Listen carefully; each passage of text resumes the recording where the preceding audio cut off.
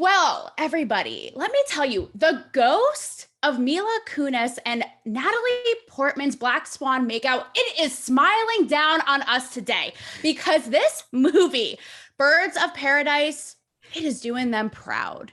Okay. I am here, cancel me, baby, listeners and guests, friends and family. Okay. With the stars, everybody welcome Diana Silvers, Christine Froseth, and the writer director Sarah Adina Smith. Ladies, welcome. Hi, we're super excited. What an intro. Yeah, Cool. I'm excited. Well, my name's Taylor Ferber. Just a little bit in case you're like, who is this crazy ass lady? So I was a red carpet reporter for many years in Hollywood. I went to every award show, talked to every A-lister, international movie sets, but my interview tactic was very unconventional. It wasn't kosher. I got celebs to be very human, and we talked about actual, like, deep provocative issues. And so my show now still really kind of like riles up pop culture because I'm not afraid of the PC, fun police. So we're still doing it. And that's why I'm so excited to talk to you guys today about Birds of Paradise because it's super sexy. It's dark, it's twisted, and you guys, the backdrop is the ballet scene in Paris.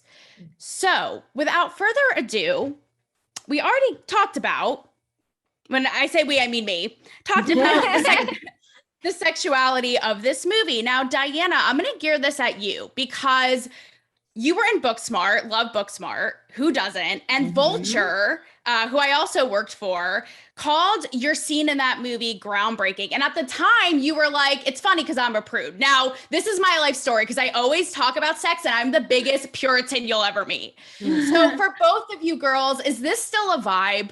Are you like, it's funny because I'm prude? And are we all kind of prude still when it comes to about sex on screen?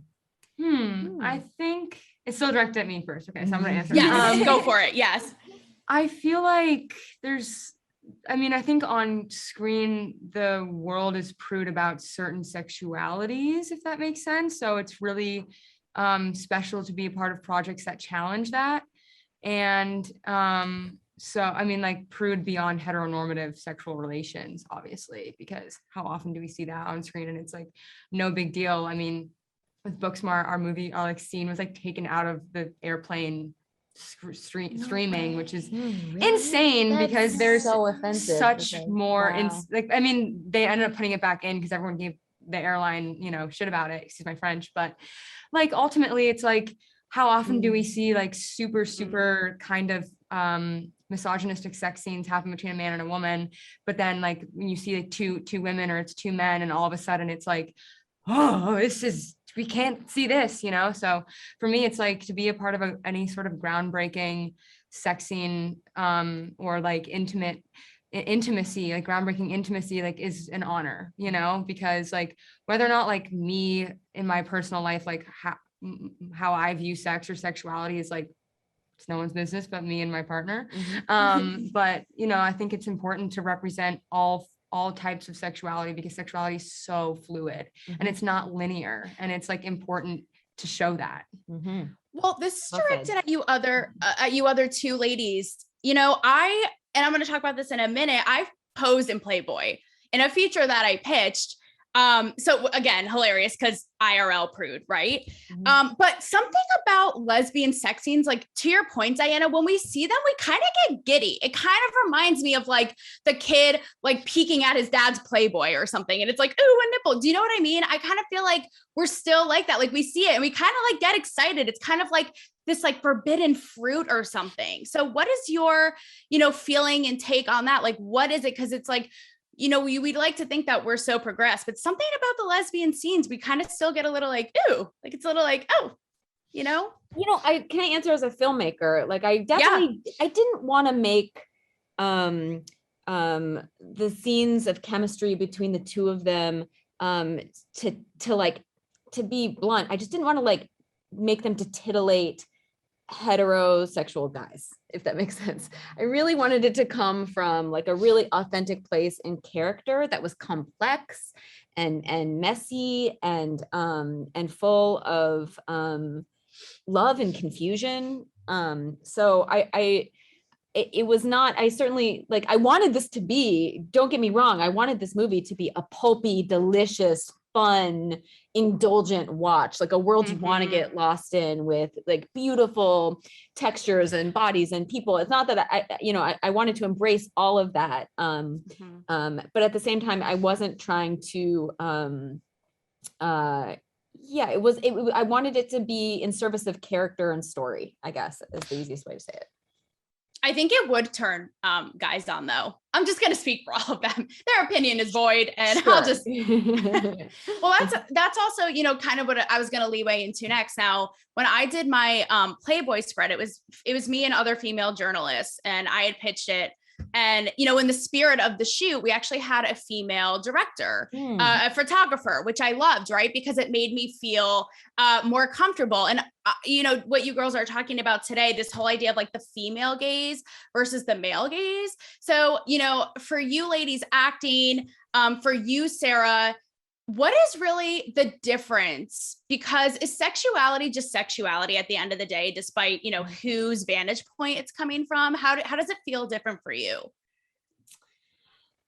I guess that's always a hard question to answer, because I don't know, you know, it's hard to step outside of yourself and pretend to be someone you're not. But I think, like, for me, the approach in the sexuality for this movie was just really in contrast to the world of traditional ballet that really for so long has demanded that people be in strict gender boxes.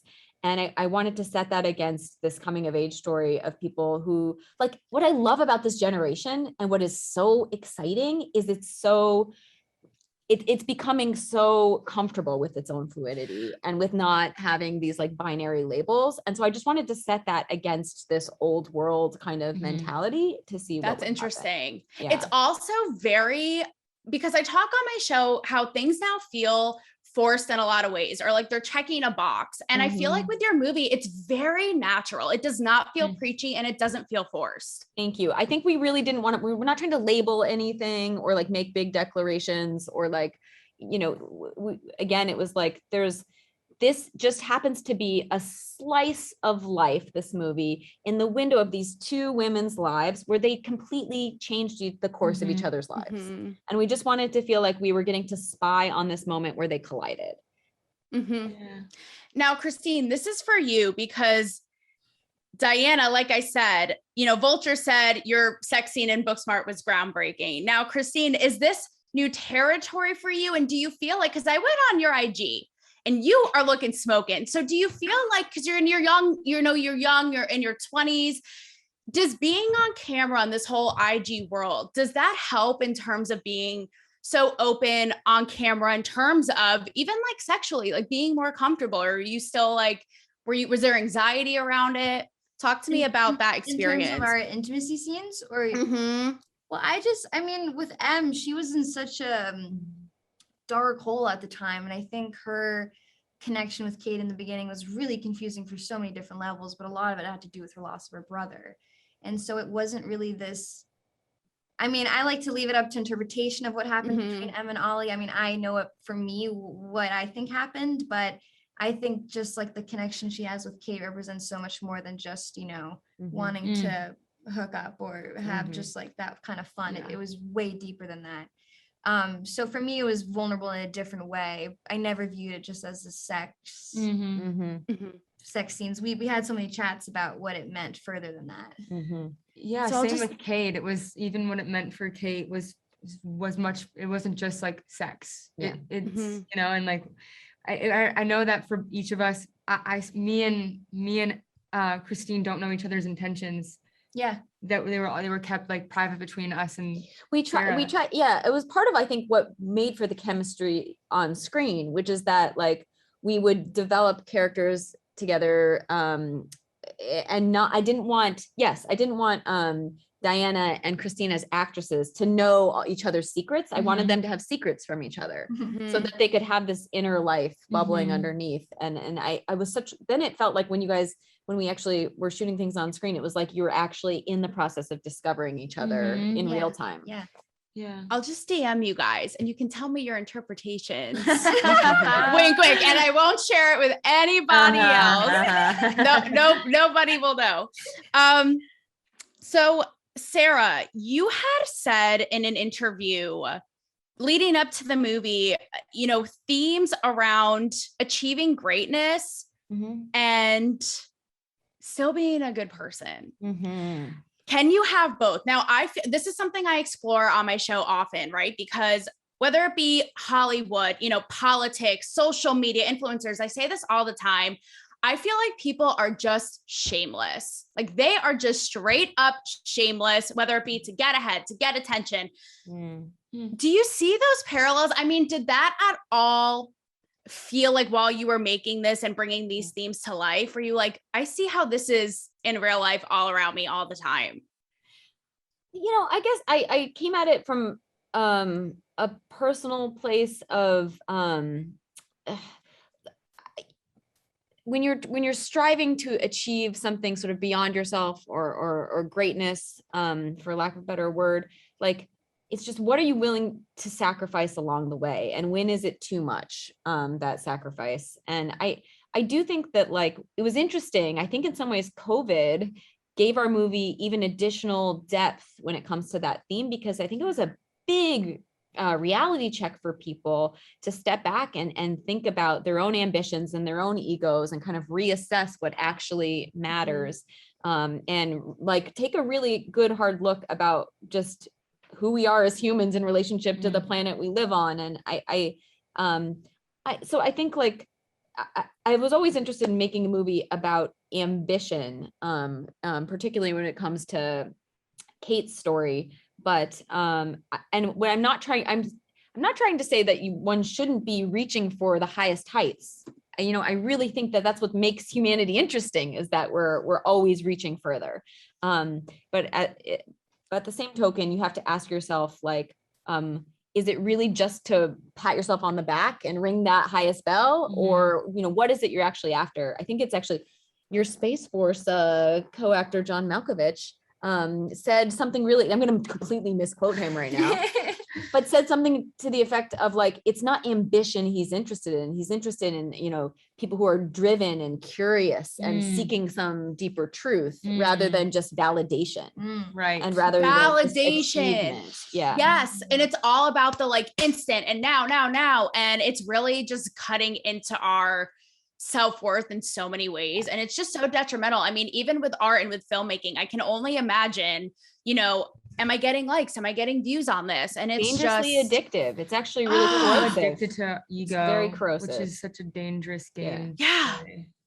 Yeah. I mean, I'm not that much older than you guys, Diana and Christine, but now it's like, I don't know. It's addictive. And I feel like it just kind of chips away at, your craft or your work or your self-worth, because you're like, am I getting a refreshing? Am I getting views? And it's a lot.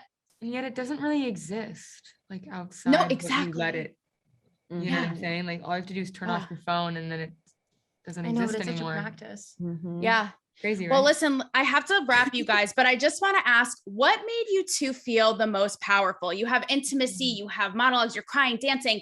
Is it safe to say one fueled the other? Like I nailed this intimacy scene and now I'm going to go nail this. I know when I posed in Playboy, I posed and then it made me feel so much more fired up to write my corresponding essay that went with it, because I'm like, I can do it all. So what made you feel most powerful doing this? I mean, I look at it, the whole picture of it, just like all the small victories along the way that meant a lot for me. That I was so scared of jumping on this journey and tapping into vulnerable parts, but also just the physical challenges. So true. I mean, it's all vague, but the whole process was, I felt really empowered at the end of it. I think it was stepping away from it. And then, I don't know, I think it was last night, my family and friends seeing it and them just being like, you did this thing. I was like, oh yeah, I guess I did. I don't know. That was the moment that I think solidified that it was not a small feat. No, and you really lost yourselves in it, and that comes through. And we lose ourselves in it watching. Thank you. So kudos, ladies. I have to let you go. Birds of Paradise, Amazon. everybody. You're not going to want to miss it.